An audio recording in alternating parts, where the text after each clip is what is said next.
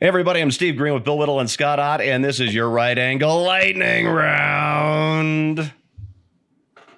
Pause for applause. No, Scott's wincing again. I thought maybe I'd get a little cheer. In case you're not aware, canned applause.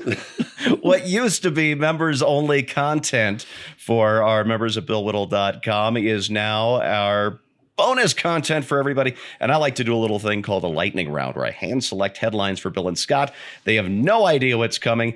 And instead of talking about one topic in depth, I hit them with the headlines. It's going to be fun. And this week, Scott, we're going to start with you just because I can. Bloomberg staffers claim campaign was a grift, admit to canvassing for other campaigns. This was a whole detailed story. I actually really enjoyed reading this about how there was basically no supervision for all of these field offices that Michael Bloomberg was opening all over the country during his failed presidential bid. And his paid staffers, who he was paying double, triple the market rate, were doing side work for Bernie Sanders and Joe Biden or whatever, and not doing the jobs that he was paying them for. Is it a wonder that this guy lost, Scott? Mike's on the job. That's right. He'll get it done. Yeah. He'll get it done for somebody else, or somebody else will get it done on him. Right. I'm just hearing this for the first time. Oh, it's a great story. I'll send you the link after. Yeah, I trust you. I'm not saying that it doesn't exist, but I'm also a little skeptical about how widespread this was. He had a lot of employees across the country, but it goes to show you that political hacks are political hacks. I mean, these people, I remember meeting a guy in Washington, D.C. once who was a political consultant. And in the course of our conversation, he basically told me that he would have been just as glad to work for the candidate he worked for in the last round as he would have to work for the candidate's opponent. And it was just there was no moral question there whatsoever for him. And I just stood there just in slack-jawed amazement at the fact that there's apparently no ethical or moral component to his business. Anyway, I'm not saying all people are like that. And I've later met some political consultants who had a conscience and were really believed in their causes. But that's the way these people make their money is they hop from campaign to campaign around the country. They're often being shipped from one place to another for a short period of time to make as much as they can while they're there. So I guess that doesn't entirely surprise me. And ultimately, Bloomberg has said previously that if he didn't make it, he was going to back whoever the nominee was. So ultimately, his campaign was a placeholder for somebody else anyway. Yeah, there you go. Congressman Dan Crenshaw is down around your way somewhere there, Scott. Yeah.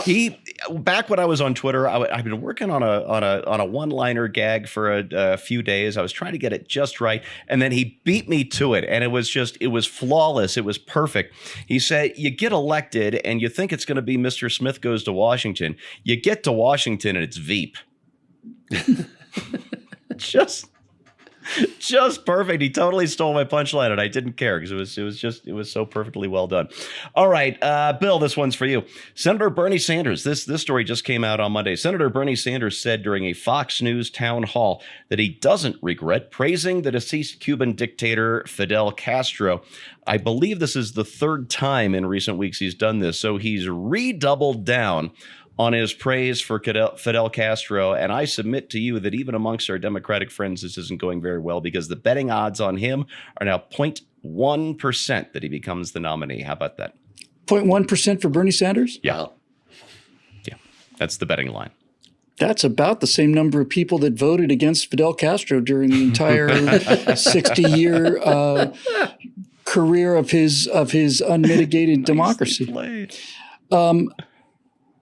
I did. In fact, I think it's just now coming out on the Cold War series. I ended up doing.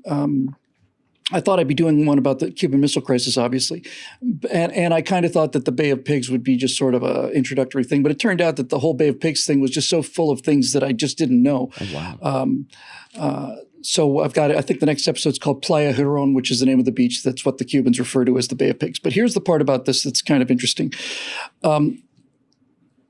When Castro first became the president, when he arrived into Havana, was either January 59, I think it was, and his triumphant entry into Havana after the Cuban Revolution had succeeded and so on. Fidel Castro, within the space of a few months, made an announcement, and his announcement was that while Cuba would remain a democracy, the form of the democracy, the actual form of it, would change. And this is what Castro said democracy was going to consist of now. Now democracy would be Castro would appear before the people at regular intervals, and they would make known to him what they wanted done. And that's the new form of the democracy. The people still, of course, had their say.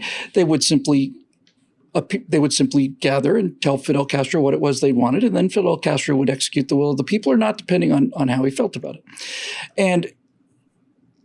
And I thought that was more telling than much about him, but certainly the most telling thing about Fidel Castro. And I find it.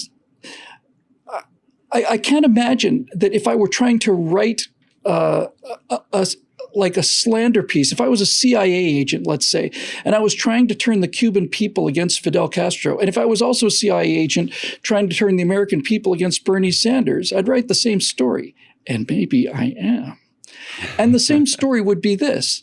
Fidel Castro, when he died, had kept his people in starvation, in slavery to an idea of equality.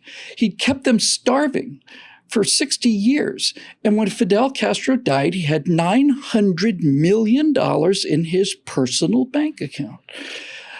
Bernie Sanders says that he admires Fidel Castro, and certainly he does. Bernie will tell you that he admires Fidel Castro because he brought literacy to Cuba, which was already there, and universal health care, which was largely already there. But what Bernie really admires most about Fidel Castro is that Fidel Castro managed to pull off the con, probably to a degree that no other communist has ever been able to do it. He managed to go 60 years and amass $900 million by preaching against the accumulation of wealth. Now, Bernie Sanders has become a millionaire, which is why you hear more about the problem with billionaires now than millionaires. And Bernie Sanders has 3 houses. Fidel Castro claimed to live in a fishing hut, but turns out he actually didn't.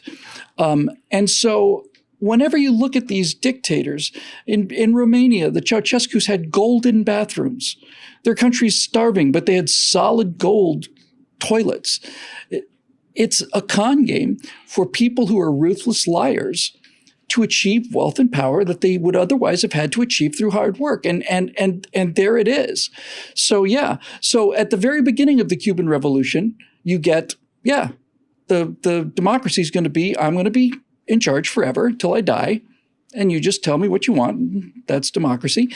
And then at the end of it, he has a $900 million fortune. The way that Hugo Chavez, who ruined Venezuela with socialism, died, but his daughter received the proceeds of his estate, which is now $4,500 million. Chumps. That's a lot of millions. Yeah. Yeah. Whole lot of millions. All right. Scott, next headline for you. Oh, Joe Biden's brother. I've forgotten his name. I think it might be Frank. So is he. Pardon? Oh, yeah, so is he. Oh, is he? I don't know. Joe Biden's brother allegedly defrauded a medical firm, leading to bankruptcy. FBI raid on rural hospital. I hardly know where to start with this family. Joe's never had a honest job in his life. He used to brag that he never made a cent more than his Senate salary, and now he's worth millions. His brother Frank is in on the grift. His son Hunter is in on the grift, and this is their front runner. I feel like we're doing something wrong. Or are we doing something right? I can't tell. Help me out here. Well, the first question that comes to my mind when you hear something like that is, I wonder how many legislators in Washington, D.C. have similar stories, but we just don't know about it Right. because they're not running for president of the United States. One suspects that the familial and friend connections of our congressman extend beyond just, getting to come to the annual Senate barbecue on the 4th of July. And so I don't know how you monitor something like this. I don't know how you control the relatives. I don't hold Joe Biden accountable for things that his ne'er-do-well brothers do. I don't think Jimmy Carter is to blame for Billy. So it is, for those of you who are of a certain age, recalling that. On the other hand, I think there need to be safeguards in place to make sure that influence cannot be peddled. And anytime I think about this topic, and it's a topic that touches many points, I always think the problem is the individual power that we grant to our legislative members, whether senators or congressmen in the House of Representatives. If a legislator only had power with regard to the collective voting of the body, then most of this kind of stuff wouldn't exist. The corruption wouldn't exist because he's got nothing to give. He has no way that he can channel something or direct something or relieve something from somebody. He only has a vote in this representative body. As Bill has often pointed out, we have a representative republic, but the representation, the real democracy, only happens in Congress. And so, the only way we can do that is if we say, look, Congress shouldn't be involved in as many things as it is. No individual congressman has any individual authority. People who are heads of committees, chairs of committees in the Senate, for example, shouldn't have any power that exceeds the individual member of the Senate, and shouldn't be able to throw his weight around the way the Senate Majority Leader can, or the way the Speaker of the House can over in the House of Representatives. Until you do that, until you strip them of their individual autonomy and the ability to dole out goodies, then you're going to continue to have relatives who are jumping on the coattails and riding on the gravy train, so to speak. Yeah, I'm not going to hold the brother against Biden, but I am going to hold Biden to account for his son Hunter, because that directly involves him. Yeah, he was flying him around the damn globe, helping him to score billion-dollar deals in China, the Burisma job, and all the rest, by lending his position as vice president to the otherwise unofficial visits of Hunter Biden around the world and to Arkansas strip joints. Speaking of Biden, I got another one here for you. Direct quote. He said, "You're full of stuff," to a voter in Michigan. Biden's Second Amendment voter outreach in Detroit going as well as you would imagine. Bill, the reason I brought this story up is I don't want to dig in this too deeply, but we did a segment. You hosted a segment last week about Joe Biden's cognitive decline. And I think the only thing we didn't talk about, the only subject we didn't brush on during that very long segment, was the fact that people in cognitive decline tend to get mean and lash out. I saw it with my great-grandmother, and it absolutely saw it with my mom too. Broke my heart to watch her get so mean. It feels like we're seeing that with Biden, doesn't it? Yeah. There have been a lot of these stories now. Yeah, this is the short form of a 10-year tragedy, but the short form, for those of you who have relatives who've gone through this or want to know what it's like, is that the loss of memory due to Alzheimer's is frustrating, but the dementia is heartbreaking. Yeah. The loss of memory, telling your parents as they begin to decline, where are we going? Well, we're going to Disneyland, Mom. It's like 2 minutes later, where are we going? That's frustrating and annoying. But hearing kind and gentle people who've never said so much as damn in their life on a pocket dial, hearing them cursing in traffic, dropping F-bombs, you simply can't believe it's the same person, because it's not. It's not the same person. It goes right to the core of you. And her younger brother, who they saved each other's lives growing up in the relocation after the Blitz in London. These two are as close as ever. And to hear her cursing at him in that kind of language, and just to see him suffer like that is why this is such a horrible, horrible, horrible disease. The dementia is by far worse. I noticed this before I noticed Joe's memory issues. Joe always was gaffe prone, but that was just him. But it seemed to me that somewhere before he started making the real obvious I can't remember Barack Obama's name kind of thing. He started to get into this thing where he started to act tough, It's the whole corn pop kind of thing. Like, I got involved with this chain fight, with these black guys, and I'm looking forward to a chance to take Donald Trump out back, and go bare fists. And if you disagree with my policy, why don't we see who can do the most push-ups? This kind of thing. Yeah. This is this kind of aggro sort of thing that happens when the dementia sets in. And as I said last episode, if you think that Joe Biden's going to get better between now and the convention, you're wrong. If you think he's going to get better between the convention and the election, you're wrong. This is a downhill slope. And much like going bankrupt, it happens slowly at first and then very quickly. And I've reached the point now where I seem to have possessed something that the Democratic Party leadership certainly doesn't have, and that is a sense of genuine, and we talked about this just briefly on our segment earlier today with Scott. I now have a sense of genuine pity towards Joe Biden, and I don't mean pity in the disdainful way or in the cynical way. I mean I have a genuine human concern that this person is being is going to go out with a series of embarrassments so acute that the part that I find so pathetic and tragic about it is that he is being guided into the public light at a time when anybody who cares about this man should be guiding him away from the public light.